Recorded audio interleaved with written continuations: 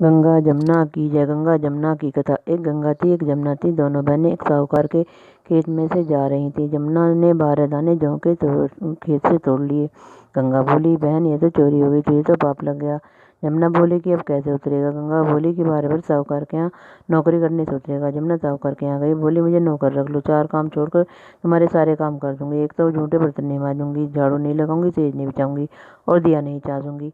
साहूकार ने उसे नौकर रख लिया। 12 वर्ष बाद कुंभ का मेला आया। साहूकारनी मेले में जाने लगी तो जमुना ने उन्हें एक सोने का टका दिया और बोली कि वहाँ मेरी बहन गंगा है, उसको दे देना और कह देना तेरी बहन जमुना ने भेजा है। तो वह हाथ पसार कर गोरी गोरी भाइयों में हरी हरी चूड़ियाँ पहनकर ले लेगी। लोग वहाँ जाकर सोने का टका देने लगे तो गंगा ने हरी हरी चूड़ियाँ पहनकर गोरी गोरी भाइयों में हाथ पसार कर सोने का टका ले लिया और बोली, बहन मेरी बहन जमुना से कह देना कि अब तेरे 12 वर्ष पूरे हो गए, अब आ जाएगी। साहूकारनी घर आए, जमुना से बोले कि तेरी बहन सहस्त्रधारा होकर बहने लगी है।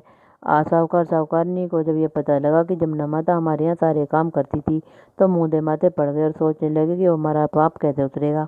उधर जमुना गंगा के पास आई तो गंगा ने पूछा कि तू साहूकारनी को धीरज बंधा कर आई है या नहीं। जमुना बोली कि मैंने तो कुछ नहीं कहा। गंगा बोली कि उनको धीरज बंधा कर आ, नहीं तो उनको संतोष कैसे होगा। जमुना दोनों के सपने में आई, बोले कि तुम उदास ना हो।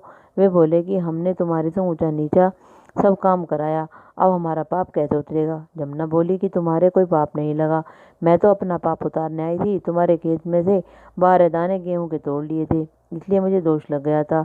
तुम्हारे 12 साल काम करने से उतरा, तुम उठो, तुम्हारे कोई दोष नहीं लगा। तुम्हारे खूब धन लक्ष्मी हो जाएगी और तुम्हारी मुक्ति हो जाएगी। हे जमुना माता, जैसे मुक्ति साहूकारनी की को दी वैसे सबको देना, हमें भी देना, हमारे परिवार को देना। कहते हैं सुनते हुंकारा भरते सबका भला करना। बोलो गंगा जमुना की जय।